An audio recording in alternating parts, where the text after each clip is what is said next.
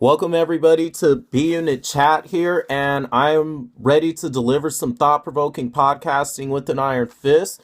And I am recording this by video for the first time via my iPhone. So for those of you who are first-time viewers and listeners of this, I welcome you to my podcast, B Unit Chat. For those of you who have never heard of this, what I like to do on this podcast is I like to make business news interesting. I think it's extremely important for you to be informed of what's going on in the economy, what's going on in the world of business. You never know what could be going on in any industry that could be affecting you. And most importantly of all, what I want to do on here is just really bring a lot of truth to what's going on in this economy. And that's pretty much what drove me to do this podcast. So, for a first time, for me doing this for the first time by video, this is my first time writing this by hand. And, I don't really have the best handwriting ever, but I will be able to read it nonetheless. But it really helped me think it out. So here I am, my first video, and I wrote out all my thoughts by hand because I think better when I write. So what I'll be doing on here is I share some of the recent news that I research, a lot of the news that is a big highlight for me, and I like to share my own thoughts on it. So that's the idea of this, because I don't want you to just read the news and just believe it. You want to have your own thought, and you want to have your own, you just want to have your own frame of mind. So that's really my objective of this podcast. And for those of you who like to listen to this on demand, I encourage you to go on podomatic.com. Look under business news. This podcast is ranked number 10 out of 101 multiple times. I've done a lot of interviews with people, so I hope you enjoy it. Let me go ahead and jump into my first piece of news, which I pulled up. This was according to Statista reports. So it looks like both iPhones and Android phones accounted for 96% of shipments, which is quite interesting. None to say the least, not too surprising, because this has been a long time in coming. The interesting thing was Blackberry was the first mover in creating more efficient phones. So what was going on here is that they were the first movers, but then as Android and Apple have learned to innovate, as they've created more efficient devices, as everybody knows who's grown up around the time that a lot of the phones have changed, that they have continued to dominate the market. They've continued to just dominate and dominate and dominate over and over again. If I talk to the average consumer, that I would say at least 9 times out of 10, they would tell me that they use an iPhone or an Android. It's extremely rare that I run into an average consumer that has a Windows phone. Let me give you these numbers for you, speaking of the Windows phone. Now, these numbers are from 2014. Looks like the Windows phone only accounted for 4.9%. Only 4.9%. This goes to show you that the phones nowadays, the average consumer looks for efficiency and robust. You don't hear too many people say that I want to download the latest mobile app on my Windows iPhone. You don't hear that too much. Not as much of a commonality anymore. A lot of people are even more adopted to the touchscreen features now. And the phones are getting more and more efficient. Now they're getting even bigger too. And if you listen to one of my previous podcasts, another thing that I shared a piece of data from the same platform. We're not hearing as much about the tablets now. I'm not seeing as many people with the tablets. Only time I see them with it is if they're reading. So It's going to show you that the mobile industry is continuing to become a much faster moving industry.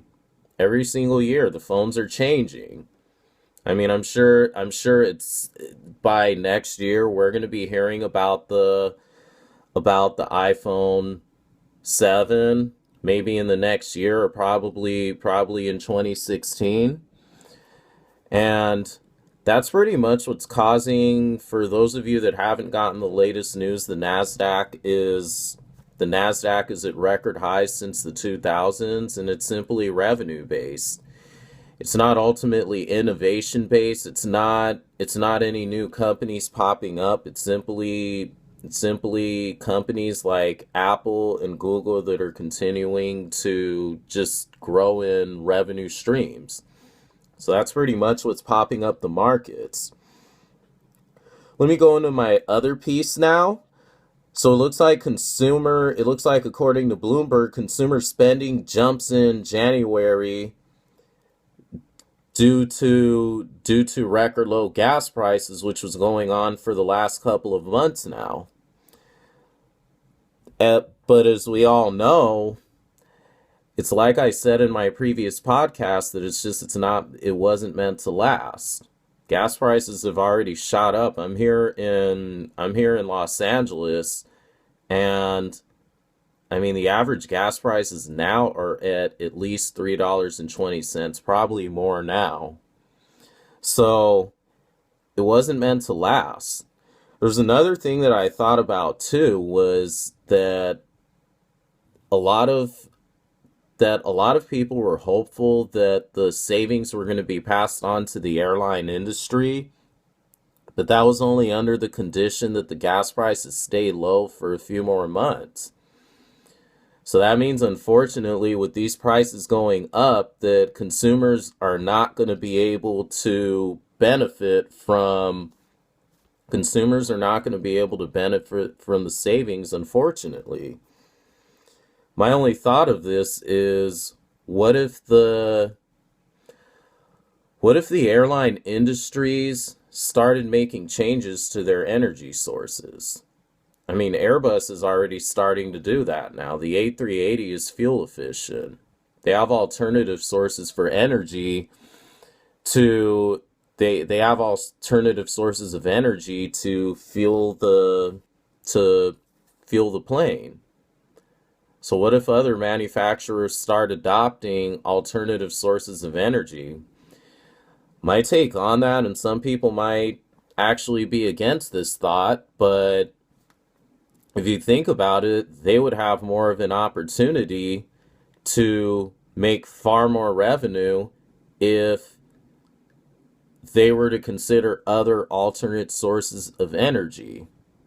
You're going to probably ask me, what? I don't know. I'm not an expert. I don't work in the aviation industry. So I'm not too familiar with that, but I think it's only a matter of time before a lot of the airline manufacturers like Boeing and Airbus are going to consider alternative energy sources. Because I mean, let's face reality here. The aircraft that's out there, it's getting old. 747s are old. They've been around since the 1950s. So at some point in time, they're going to want to do away with that, because in the long run, it's going to cut costs for their organizations. If they really want to make profits, they'll do whatever it's going to take. But maybe from the investor's side, maybe it wouldn't benefit them, because a lot of people trade oil. So I mean, I would say it's only a matter of time. I think what it's going to take is, once oil starts to become a little bit more of a rare earth, then they're probably they're probably going to consider they'll that's probably when they'll finally consider waking up and realizing this isn't the best source of energy. The only reason that these prices are going to continue to go higher and higher is because the substitutes, such as hybrid vehicles, and now I'm going back into just this basic idea that With the gas prices going up, there's not as many reliable alternative substitutes. I mean, as of right now, the hybrid vehicle sales are slowly starting to creep up, but it hasn't broken even with the regular vehicles that just consistently use sources of fuel that use the current sources of fuel. I mean, a lot of vehicles are fuel efficient now, which is good. Definitely a benefit, it's um but it's going to take time before the sales of hybrid vehicles breaks even with the sales of the regular vehicles. So I think that's what it's going to take to really make a dent in the type of in basically the decision that the consumer can make. The bottom line here of this thought is that the oil industry still have the monopoly. And that's why they're going to continue, unfortunately, they're going to continue to raise those prices higher and higher because they have the monopoly until consumers continue to find another opportunity cost, then, and as soon as they could afford that opportunity cost. Now, I know that's a double standard here to say afford opportunity cost, because purchasing a hybrid vehicle to dodge those gas prices, it's a lot more complicated than it thinks, than the average consumer thinks. The things that you have to look at is that you have to consider that a hybrid vehicle is going to cost a little bit more than a regular vehicle, maybe about $7,000 more. So you have to factor that into how long it's going to take for you to break even on the savings for the value of that vehicle and the savings for the gas prices. I got news for you. If you're a long-time driver, if you've been driving for maybe 10 years or more, it's going to take years before you could break even on the savings of gas prices.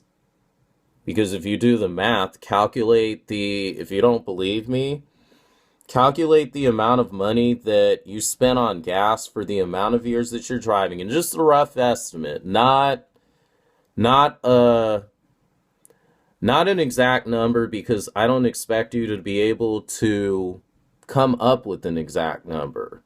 But just think about where, all it takes is look at a graph of where the gas prices were at, calculate the amount of days a year that you were driving, an approximate amount,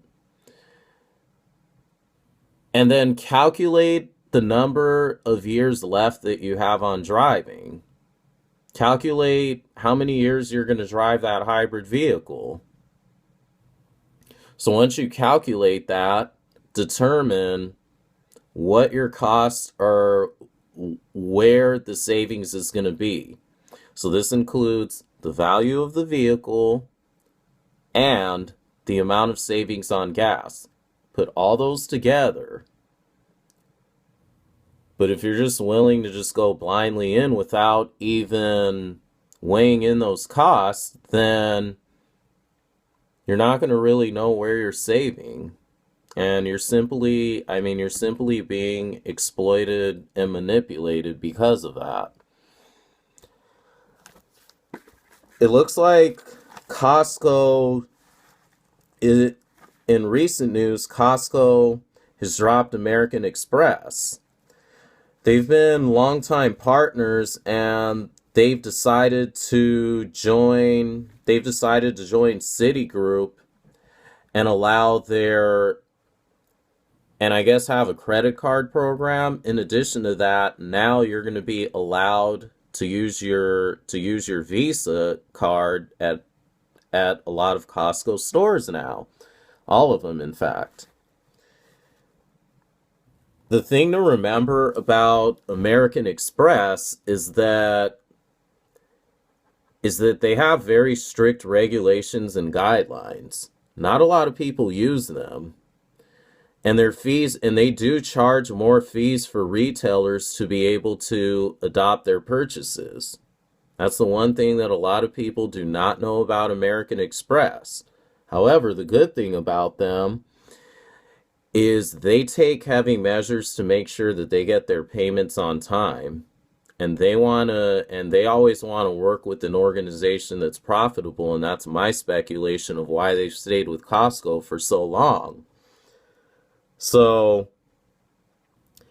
one factor that I think led to this is considering the amount of market share that Visa accounts for. I mean, in fact, Visa actually accounts for more market share than MasterCard holders. So that's probably why they're considering adopting this. Maybe they want to tap into a much broader demographic for people purchasing at Costco. Because I can't tell you how many times I've wanted to use a different card at Costco other than my American Express. I mean, you're pretty much, if you walk into a Costco and you're a longtime shopper, it's either you use your debit card or you use your American Express card. But if you have a Master credit card, you can't use it. You can only use your American Express card. I think another reason that Visa dominates market share over American Express is simply because the thing to remember about American Express is they don't give as much grace for making your payments as Visa and MasterCard do. And that's why the average consumer tends to gravitate towards Visa and MasterCard, because they tend to be a little bit more flexible on how you work in your payments. With American Express, they want those payments on the spot. And guess what? You miss that payment, I mean, American Express is going to be unlikely to want to keep you or open up a new card. It's very strict. Rewards are great. I mean, I use it. They're very good for cashback, but you just have to be mindful of the fact that they're very strict as far as their due dates for their statement periods. I'm going to give you these numbers here that I pulled up. Visa actually accounts for about $315 million in monthly spending and $3.7 billion in annual spending. So, I mean, what do those numbers tell you right there? It's a lot higher than MasterCard, American Express, and Discover combined. So it's definitely a better source for, it's obviously a more robust source of spending. There's far more companies who are adopting Visa than American Express.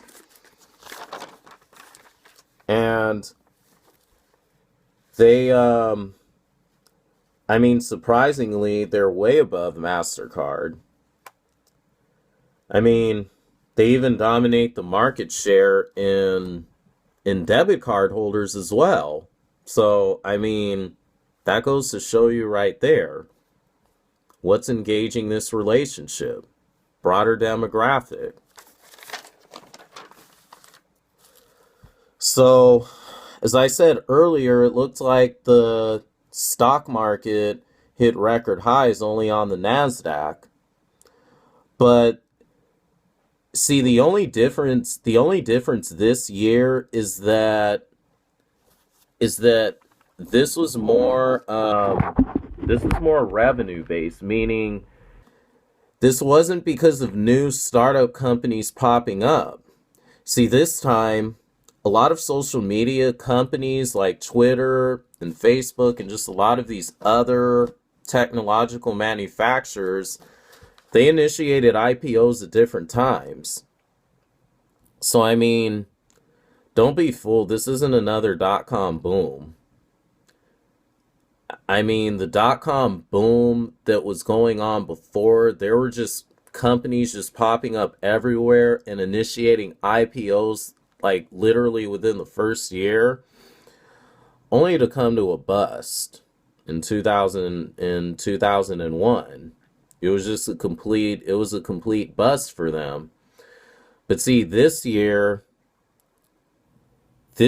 I would say that the NASDAQ going to record highs was what I like to say monopolistically driven, meaning it was mainly established companies driving revenue versus it being innovation based. So you see the difference here. This particular boom wasn't innovation based. Let's keep one thing in mind. You can't call it a boom until there's less volatility in the NASDAQ. Let's keep one thing in mind. The markets are going to continue to remain volatile, I would say at least for another 5 years. So you can't really call it a boom if volatility is going to continue to be projected.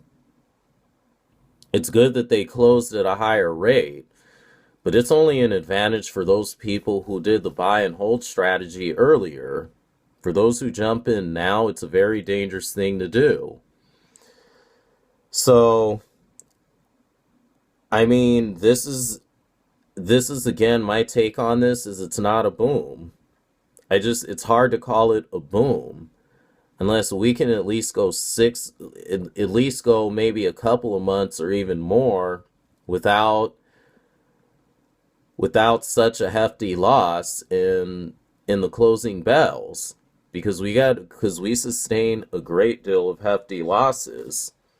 And there is a lot of innovation down the road, but we have yet to see how long that this is going to keep up. So my thought provoker of this podcast is that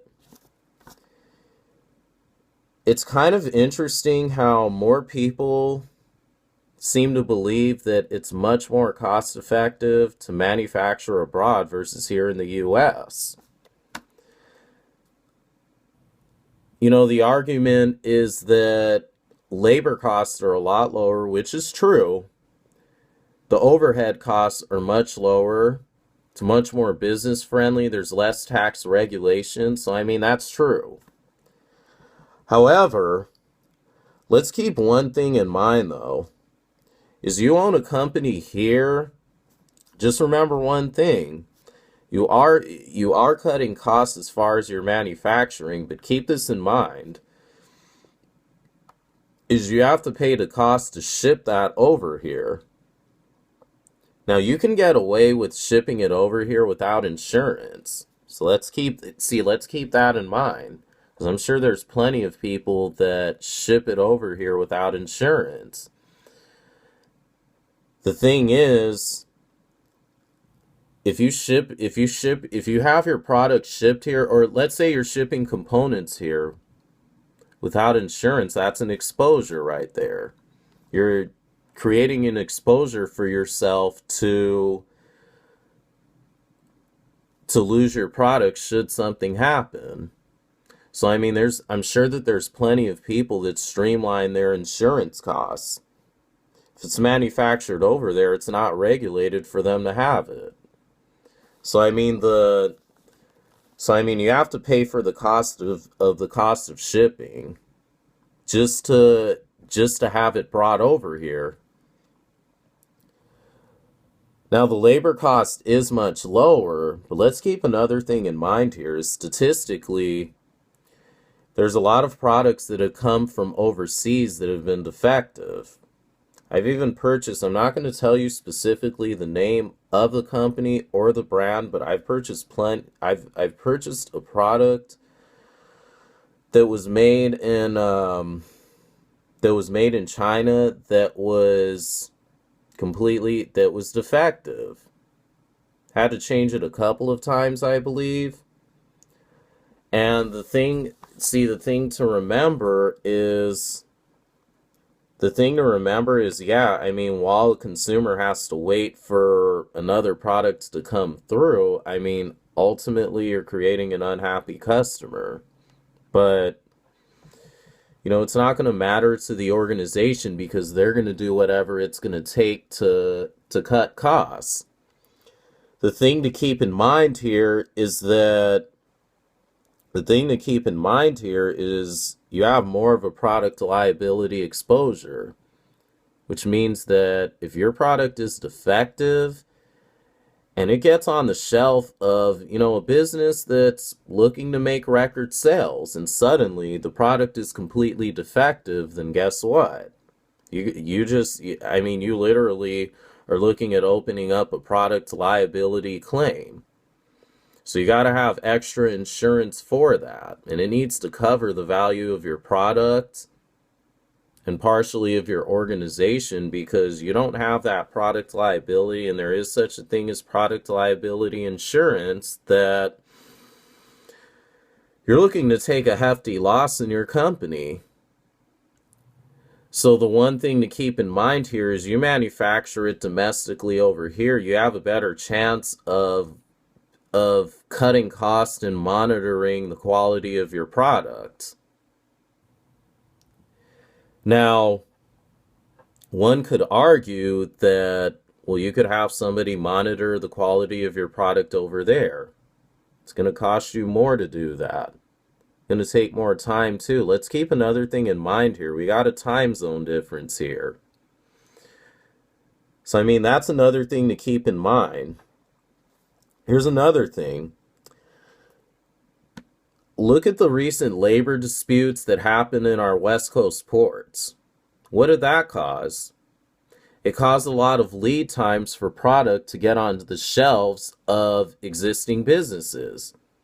Now, one could argue that a lot of those products that were made overseas were definitely were definitely necessary to manufacture over there. So I'm not arguing against the people who need that specific product from there. I'm talking about certain things that could be made here.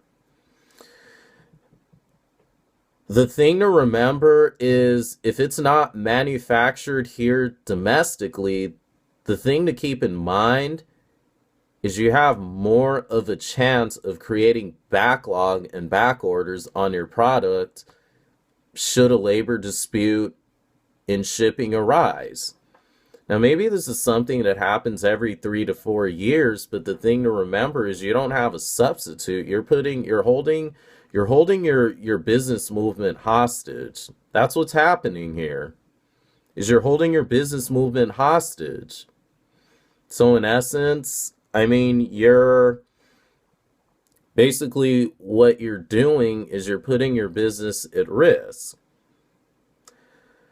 Now, again, I mean, the costs are definitely much lower to manufacture it there, but just think about this. The more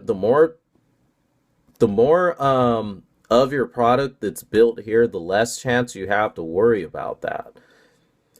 Now, the scary thing about innovating a new product in manufacturing is simply that there's a good chance, like, let's say you have an invention idea and you ship it to a manufacturing company. You never know if that manufacturing company is going to have to get products from overseas to build the product. So, I mean, that's the only thing that you can't stop. Unless you could find the manufacturer here that can do it all for you over here. So if they don't have to, I mean, if they can have every product here, they have all the raw materials here, you have less of a chance of worrying about that. Now, overhead costs are going to be more here. But think in the long run, though. Let's look at the long run. Let's not look at the short run here, and let's not look at it as an expense. Look at it as more of an investment, because everything that's built here, you won't have to worry about being backlogged or backordered during a labor dispute. So just keep that in mind here. Just keep that in mind, because then you have just decreased the chances of your business losing revenue because of that. Now let me bring up one last point before I close this out. You have a product built overseas, then you're likely to not be protected by intellectual property, meaning your rights are not protected. If somebody builds a bootleg version of your product in another country, there's nothing you can do about it.